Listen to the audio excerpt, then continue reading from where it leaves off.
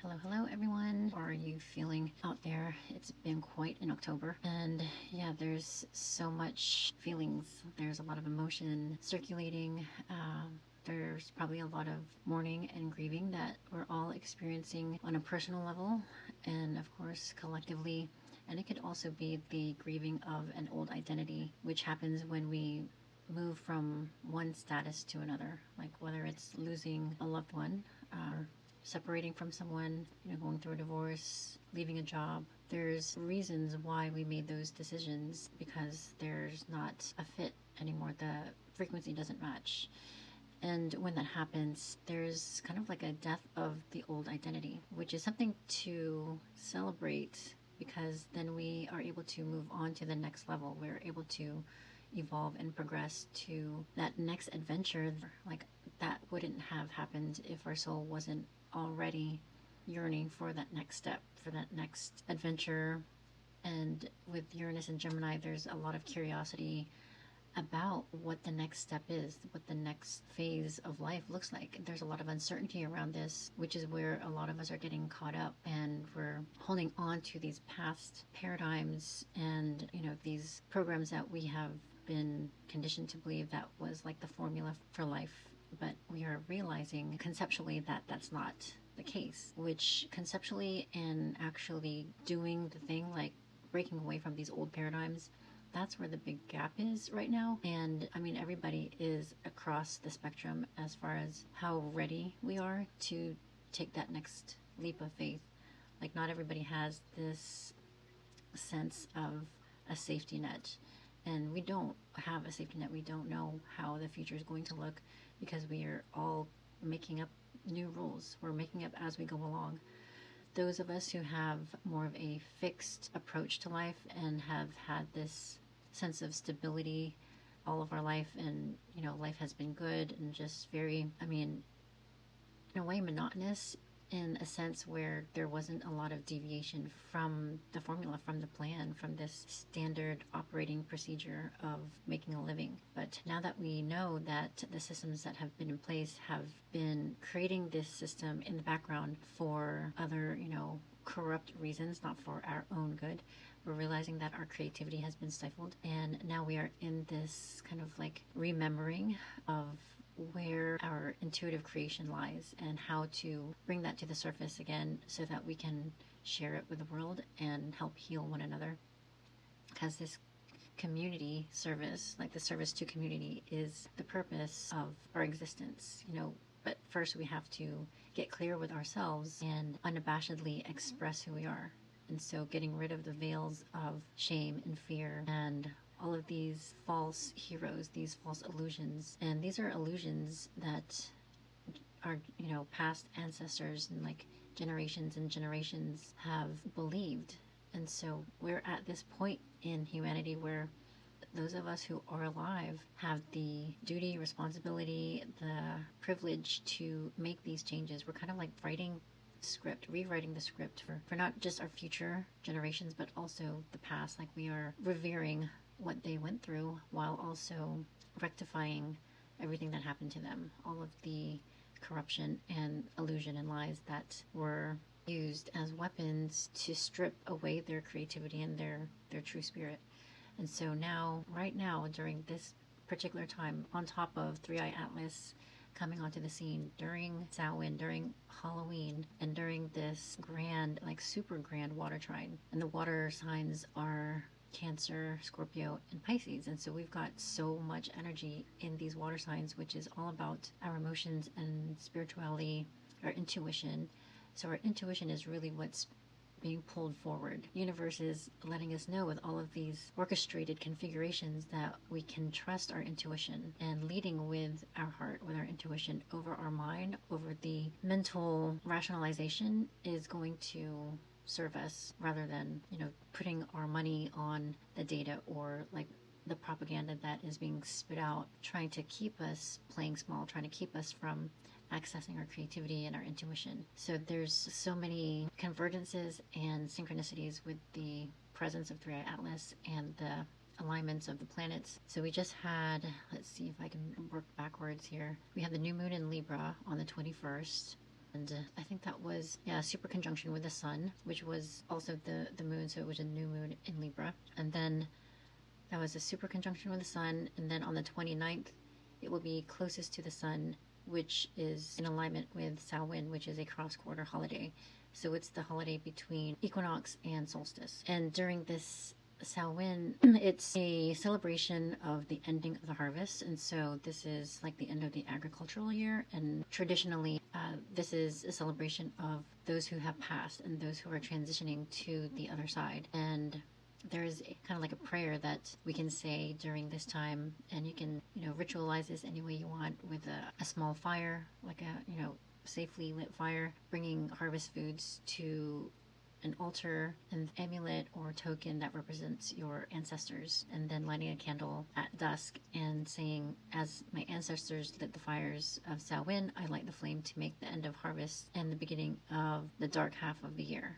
And then this is like an honoring of the balance between life and death and light and dark. You offer bread, fruit, drink, whether that's water or milk, traditionally ale, and you also acknowledge those who came before you. And another prayer would be, to those who came before me, built the roads I walk on, who planted the fields before me, may you find warmth in the other world tonight. And so this is a celebration and a kind of like a farewell to those spirits who have served their time on this planet and is crossing over to the spiritual world, higher realms. And then you have a silent meal, and with that amulet that represents your ancestors, you can also acknowledge the year closing, kind of hold that token which represents your family. As the year closes, I carry forward your memory and strength. From darkness comes rest, from rest comes rebirth. So this is kind of like the beginning of a gestation period, because in March, that's when spring arrives, and that's considered like the new year, astrologically, originally before the Gregorian calendar. And so between now and March, this is where it gets quiet and gets dark. How synchronistic for this grand water trine to include so many planets in Scorpio, Scorpio being Halloween season, and it is that energy of shadows and ghosts and spookiness and connecting with the ancestors. So Mars and Mercury are in Scorpio, and in Pisces we have Neptune and Saturn. And so Saturn and Neptune are retrograde. Saturn is considered to be like the disciplinarian, restricts and wants you to have prudence with whatever you do. Having, just consider Saturn as kind of like a teacher, someone who delivers lessons. When they walk into the room, then everybody straightens up. And so with Saturn in Pisces, making a flowing aspect to the planets in Scorpio, which are Mercury and Mars, at 24-25 degrees. And then also Jupiter in Cancer. Jupiter is the energy of abundance and expansion and wisdom. And in the sign of Cancer, it's ancestral wisdom and memories of, family gatherings, events, all things that have to do with the family, whether, good or bad. These are family matters. And so there's an expansion of these conversations and connections and memories that are coming up with Jupiter and Cancer.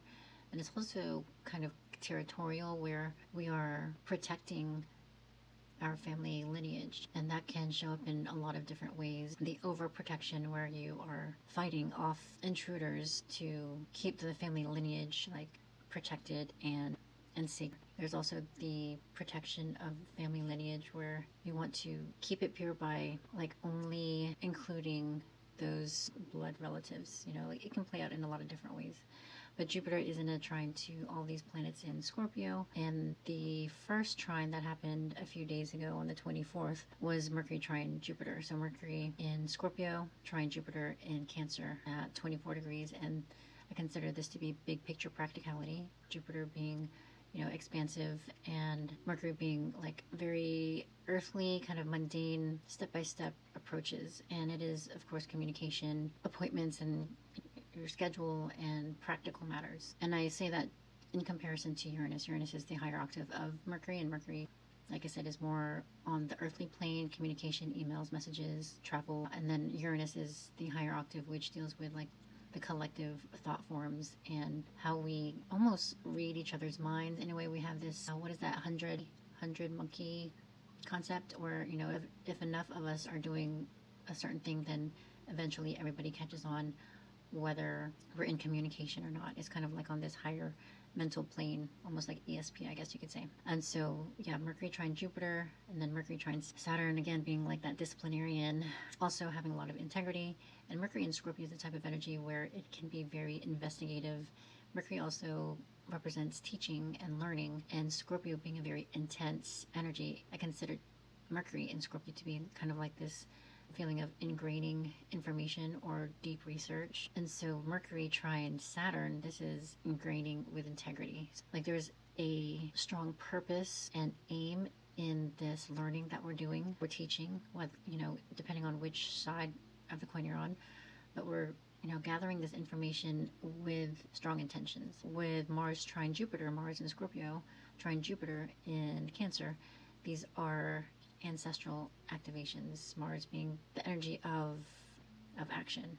And of course it can represent war and aggression and weapons. And that's another thing with this energy too, with this circuit of unrestricted energy. The emotion and thought forms that we are creating right now can expand. So as long as we are keeping the frequency of love and harmony and peace and joyful abundance, then that will expand.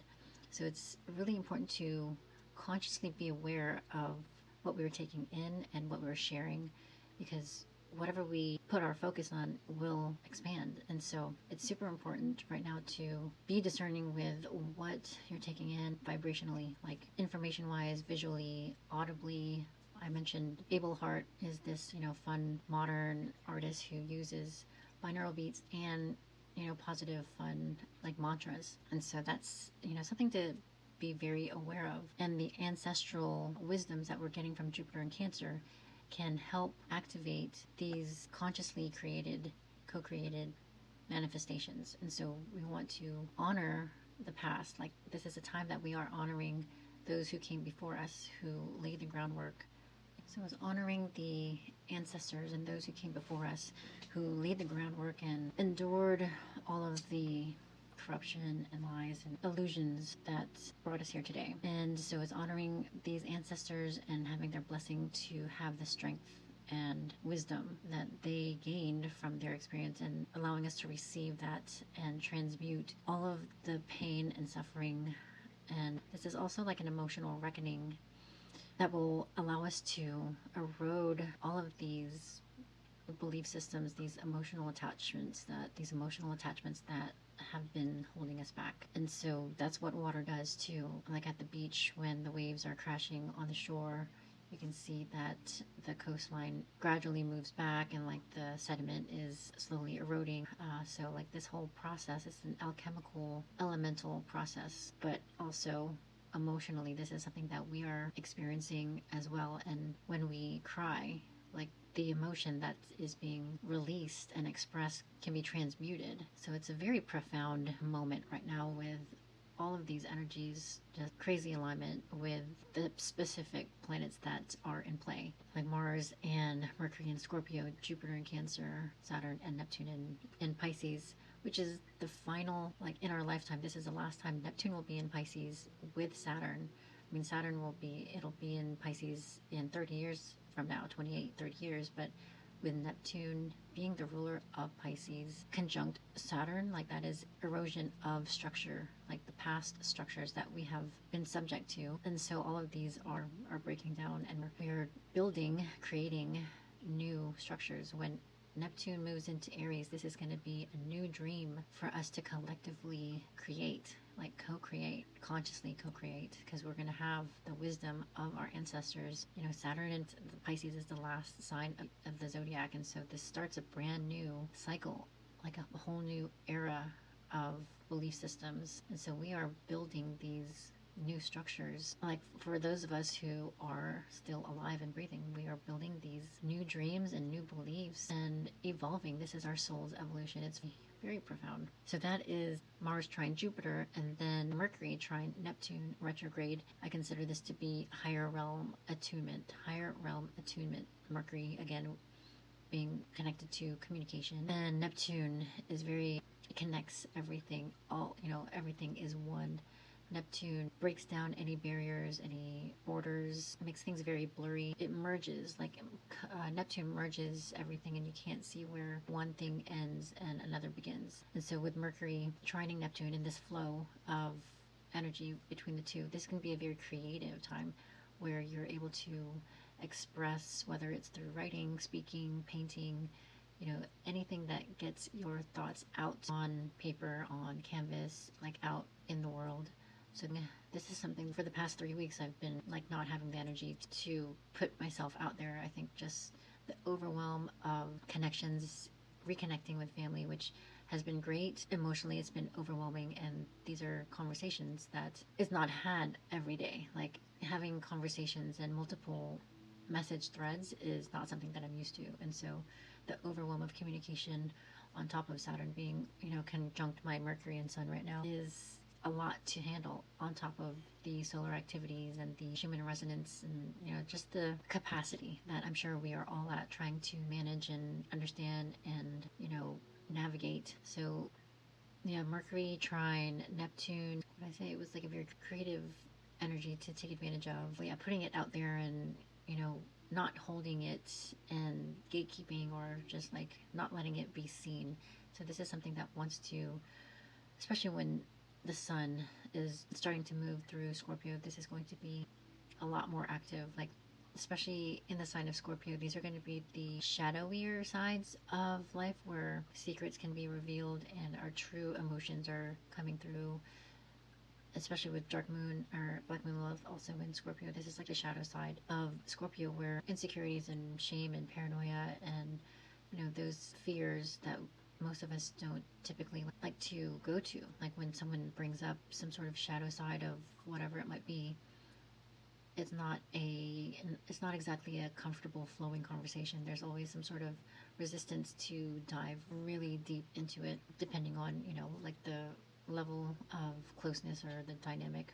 And that's on the 29th, and Mars trine Jupiter is on the 27th. That was the 27th, Monday. Mercury trine Neptune is on the 29th, and that will also be conjunct fixed star Schiat, Scheat, which is at 29 degrees Pisces. And a lot of astrologers describe this energy as destruction, like floods and suicide and a lot of endings, grief and mourning and death and destruction. But I forget, like Georgia Stathis, I just recently saw her speak at a conference, an NCGR conference in Albany, but I forget who she was saying described Schiat as the liberation of the soul. And so if we think about death as a liberation of the soul, where the soul is going back to source and reuniting with the source rather than like a huge loss, like the ego does not want our loved ones to move on. Like that's kind of a selfish approach, wanting them to stay on this earthly plane rather than reuniting with source.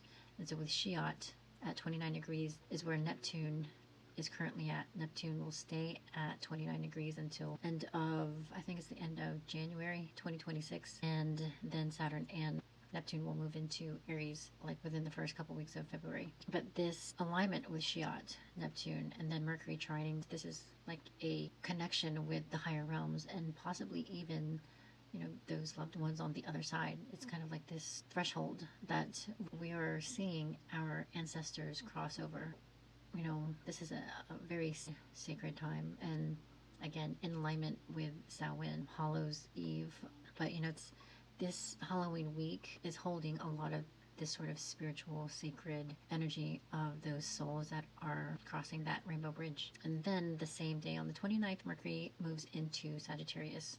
And Sagittarius is all about seeking the truth. And I consider this period with Mercury and Sagittarius the season of truth tellers. And Mercury will go retrograde. November 9th to the 29th will be when Mercury retrogrades. It'll go from 6 degrees Sagittarius back to 20 degrees Scorpio. So it'll bring back up those conversations that we are currently in.